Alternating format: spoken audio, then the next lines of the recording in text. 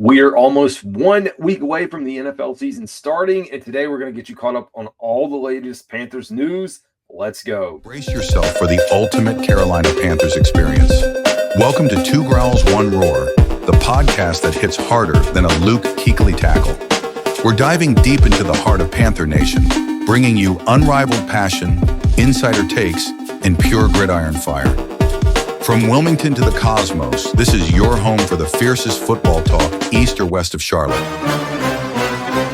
Welcome in, folks, to another edition of the Two Growls, One Roar podcast. Appreciate you guys, as always, for tuning into the show. We are entering season 3. We've hit some really big numbers with subscribers and then listeners, man. The audio version of the podcast or video form, if you guys watch on Spotify, has taken off. It is much appreciated. I'm hoping the Panthers are successful this year, because the more successful the Carolina Panthers are, the more successful the podcast is. Just how it works. People want to tune in when the Carolina Panthers are winning. So let's just hope we can keep that momentum. And guys, we are going to get you guys caught up on everything Carolina Panthers today. So we got a few things that have happened. We've got some more news related to Adam Thielen that I'm going to talk about. And we got a little preview of the Jacksonville Jaguars. We're not getting a full game preview, but we got some talking points. Want to understand where the Jaguars sit today as we get ready for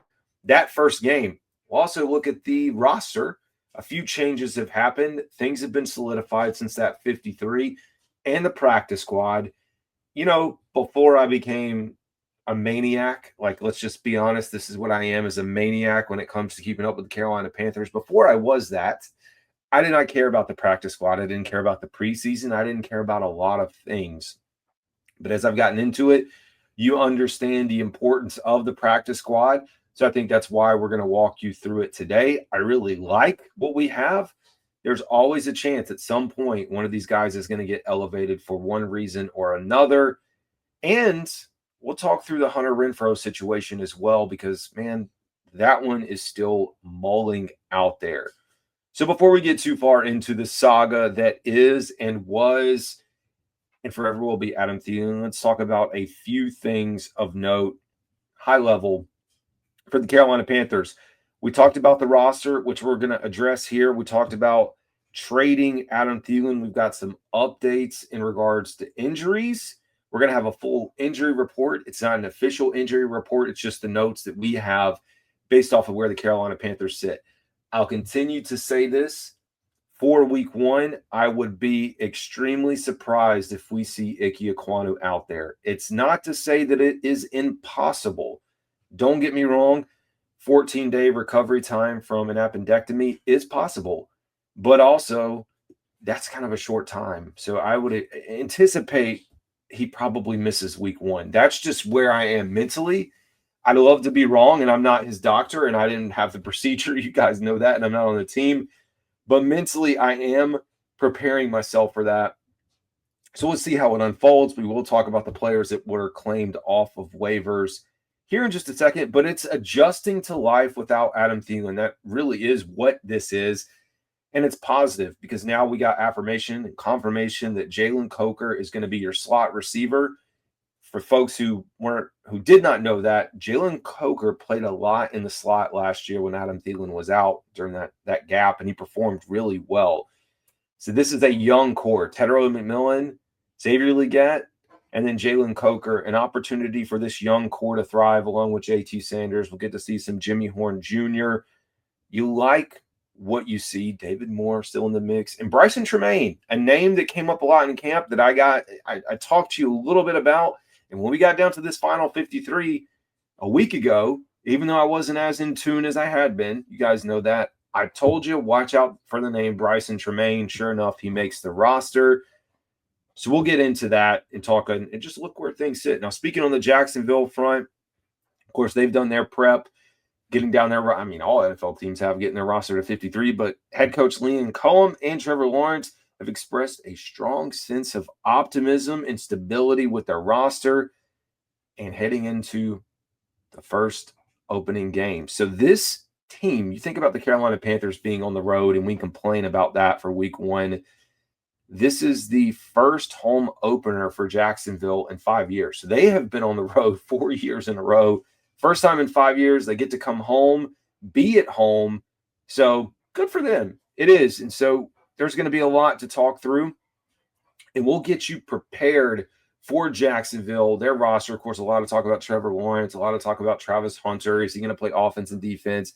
He's going to be ready to go. We'll have that coming up in the next week. So without further ado, though, let's talk about Adam Thielen. Now, I went on the social media. In a way, I defended his wife from a sense of I'm not a big fan of people going on social media pages of family members of players. I have multiple family members of current and former Panthers players that follow me. And just personally where I sit, that's why I'm very respectful with the way I do this show. And I know it comes across that way. There are coaches, like we said, that follow me. There's a way to get whatever opinion or expression you want to cross without intruding in on personal lives. But I say that. So people saw the video. She was praying for this. She wanted this to happen. She posted the video of the kids celebrate. Like all those things. The way I see it is like if this was me and my family, you have to think about it. Yes, it is public. They know that. Maybe they know what they were trying to do with this. And that it gets out. You have to be pretty, in the weeds to be going out to players and families of or families of players' profiles on social media to see what they're posting. But people do it. They're sleuths. I'm not going to say hats off to you because that's not me. It's just kind of weird in my opinion. But people do it. They find it, and then of course people respond. I'm just not a fan of doing those things. I'm not, because if it was my personal life, my wife, was praying for me to get a job somewhere else, and I'm not an NFL player, I'm not anything of that caliber or star level, maybe she is going to post that. And I don't know. So I'll leave that there. But there's a new wrinkle to this. So you guys know I'm a big fan of the Kyle Bailey Show, WFNZ Charlotte. Great show in the afternoon, 3 to 6. You can listen to it. You can stream it. It is my go-to afternoon show for a lot of things. Gamecocks. He gets on some really good guests. He brings in Roman Harper, gets to talk some Alabama football, SEC football. But yesterday he had on Dan Morgan, and Dan Morgan revealed on the Kyle Bailey Show, and this was directly from the show, that Adam Thielen was adamant that he really wanted to go back and finish his career in Minnesota. Adamant that he wanted to do that. Morgan stated that he did not want to stand in the players' way, but wanted to ensure that the Panthers received a fair deal. The detail refrains from the transaction is more human and it being beneficial. But I think that alone changes my perception of this a little bit. Like when you say someone is adamant, that's not someone who's like passive and saying, if you work out a contract with me and you can get me or a trade for me to go back to Minnesota, I'll appreciate it. That's you walking into your boss's office and saying, hey, if you don't give me this promotion, I'm leaving. Of course, it's not exactly the same thing in this context, but you guys get it. It is very similar to that. You walk in and say, hey, this is going to happen or else. And there's really no or else in this situation. He probably would have been here. I don't think he would have been that big of a problem, but you never know. You never know. And so for me, it just changes it quite a little bit because maybe his wife was feeding into this. I can't speculate. I even said, we don't know why they want to get back to Minnesota. I still will leave that open. You never know what friends or family or like what they are going through to want to get back. Is there a family member or someone that's not doing well? Do they you have all those pieces, and that's why I don't get into the lives of the family. I just don't, and much less the player outside of what I see on the football field. That is what I analyze. It's the way I do it. So take it for what it is. I do now see this, though, as Adam Thielen, and maybe it was the fact that we have the Vikings sniffing around, which was true. The Vikings were sniffing around. They were open about needing a playmaker, open about needing a wide receiver, and then maybe his agent is the one who gets it out to Adam Schefter. That's where the flames start flickering on what could be Adam sees, he hears it, sees it. Okay, if they want me back or they'll take me back in Minnesota, make it happen, get me out of here. All that to say, though, he did have some really nice things to say about Bryce Young. I'm not one of those that's going to say, screw Adam Thielen for life. I'm not. I get it. That's what he was. He's from Minnesota, played football in college there, and of course, most of his NFL career. So I get it. You get to ride off into the sunset possibly. But folks, I got to tell you, you compare Bryce Young to J.J. McCarthy, I'm taking Bryce Young 99% of the time, 100% of the time, if we're being honest. So is what it is. We'll adjust. We'll move on. And this is a prime opportunity for this young Carolina Panthers receiving core to really figure it out. It is by far. So exciting stuff there. We're going to get into the roster construction in just a little bit. We'll actually share and break you through that, or break some of that down. Jaguars roster, they did waive, of course, getting down into the final bit. Including they did waive one of their rookies, Caleb Ransall. Head coach Liam Cohen stated he feels solid about it. Trevor Lawrence noted a way different feeling around the team now that training camp is over and rosters are cut down. So we'll see. It's a big week. You talk about the game preparation. Of course, Jacksonville having home field advantage, if you want to call it that. Both of these teams coming into the NFL at the same time. Carolina Panthers having much more success. I do feel like Jacksonville fans, they should show out. I do think we should have a decent showing from Panthers fans, but I think it's a great opportunity in week 1 for the Carolina Panthers to go on the road and figure this thing out. The battle between Trevor Lawrence and Bryce Young is going to be a good one. At least I hope it is. Again, a lot of what's going to come down to is the status of the offensive line. Is Ikem Ekwonu going to be available? Josh Nijman, Brady Christensen is your potential backups there. So we'll find out. Positive news, as we talk about injury updates, though, is Damien Lewis. He's recovering from the strained shoulder. He's right on schedule, participating in non-contact work. So you have to feel good about that. So as of now, if we were to go through, Ikem Ekwonu is probably the only questionable person at this moment. We'll get the official injury report next week once practice is actually there. Tuesday, Wednesday, Thursday. Wednesday, Thursday, Friday. It's been a year, folks. Don't remember what day it drops just because it's been a year since we looked at that. But we'll keep you updated next week on what that looks like. We'll get the updates of who potentially will be out. So we'll see that. JC Horn should be good to go. And, I think that is pretty much summarizes the state of the Panthers. On the Jacksonville side, Tyson Campbell is listed as day-to-day. He's been absent from practice. Monteric Brown, who's a cornerback, also missed practice. We'll see. Okay, Ransall sustained a foot injury. It's going to require surgery. That's why he was placed, so not waived, but placed on season-ending IR. Hate to hear that. I remember his name in the pre-draft process coming up for me as we were looking through scouting players. And then Dennis Gardeck, a linebacker, returned to team drills. First time since his ACL injury. So there you go. Could contribute on defense and special teams. With that said, folks, let's shift our attention now. Let's take a look at the Carolina Panthers updated depth chart based off of where we sit. So slimmed down, if you look at this, so 24 players on the offensive side of the ball. Not bad. Tedero McMillan, Jalen Coker, Ikem Ekwonu, Damien Lewis, Austin Corbett, Robert Hunt, Taylor Moton, JT Sanders, Xavier Legette, Bryce Young, and Chuba Hubbard. And I should have said, as we went through that injury update, of course, the status of Tommy Tremble, that's going to be a big one that we'll monitor. As we get closer, we'll get an officially injury update from him, hoping to be ready by week 1. We'll see how that goes. Your backups at the moment, David Moore, Jimmy Horn Jr., Brady Christensen, Chandler Zavala, Cade Mays, Josh Nijman. 100% of the offensive line from last year. Tommy Tremble, Bryson Tremaine, Andy Dalton, Rico Dowdle, and then the remaining backups, Trevor Etienne, Mitchell Evans, and James Mitchell. Those are your tight ends.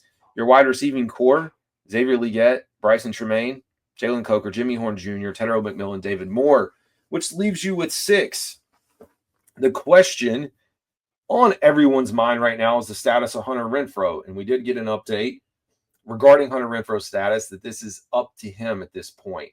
It's for him to decide with his family. I posted a video. We talked about it.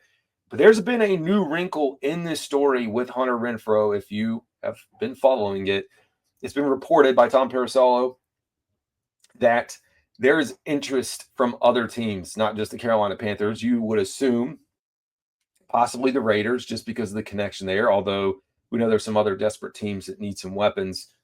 But there's interest outside of Carolina, so I think it's a decision for him. Does he want to keep playing football? If he wants to keep playing, does he want to play in Carolina?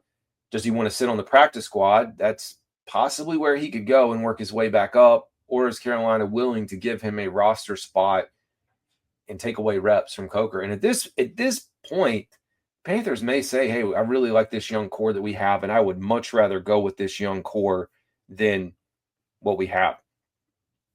So let's go back, look down at defense. A'Shawn Robinson as your end, Turk as your tackle, Derek Brown is your other end, then Patrick Jones, Trevin Wallace, Christian Roseboom, DJ Wona, Mike Jackson, J.C. Horn, Trayvon Merrick, Nick Scott. Nick Scott still listed as starting safety, but we know that position is up for grabs. Lathan Ransom or Damani Richardson probably could push to start there. Bobby Brown III, backup, Cam Jackson, Princely, Uman Mielen, Claude Chairless, Bam Martin Scott, Nick Scorton, Caleb Evans, Shaw Smith-Wade, Damani Richardson, we talked about Lathan Ransom, and then Thomas Nkoun, DJ Johnson, and Corey Thornton rounds out your defense. We're going to switch now because when I was doing this the other day, we were going through the speculations of who was signed. Then we had some transactions, had to get all this stuff sorted out. So we have your practice squad. We will go through that now. Chris Barnes on the list, inside linebacker. Excited to have him. He has 6 years of experience. I think there's a good chance he sees the game day roster at some point. He's a veteran. Boogie Basham, also a veteran, outside linebacker out of Wake Forest. Jaden Crumity, glad to have him back. He was waived during this process. Nice pickup here with running back DJ Dallas, having him away on the practice squad. Not bad at all. Jared Harrison Hunt, he's the rookie defensive end out of SMU. Hendon Hooker, so maybe you were wondering who the backup quarterback was going to be with Plummer out. It is Hendon Hooker.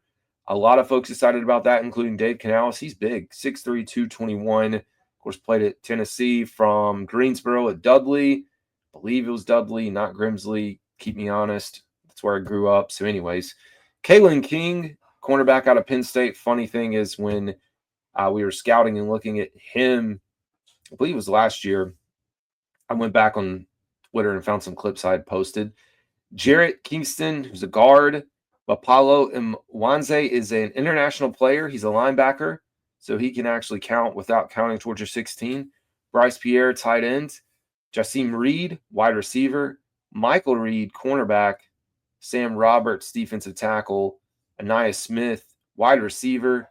Michael Tarkin, offensive tackle. Travion Thomas, safety. Brandon Walton, tackle. And as I just went through that list, I realized the depth chart has not been updated with the acquisitions through the waiver wire claim. So it is important to note, as we were discussing on the episode from the other night, they claimed cornerback Demary Mathis through Denver and DeLayvon Campbell, who's a wide receiver, but has some ties to special teams as well. So we don't have them added to the depth chart just yet. Anyways, folks, man, the football season is here. College football. Hope you guys enjoyed all. We're doing a bunch of content, and I keep telling you, YouTube folks know it. If you're a podcast listener and you don't follow me on YouTube, we have SEC preview, ACC preview each week. UNC, if you're a UNC fan, yes, and South Carolina Gamecocks. We do cover, though, all the other teams. If your state, I can't say ECU, but if they play, which they did, cover it all out there. So be sure to give that a look and a listen. As always, this is Carolina Dad. Y'all have a good one.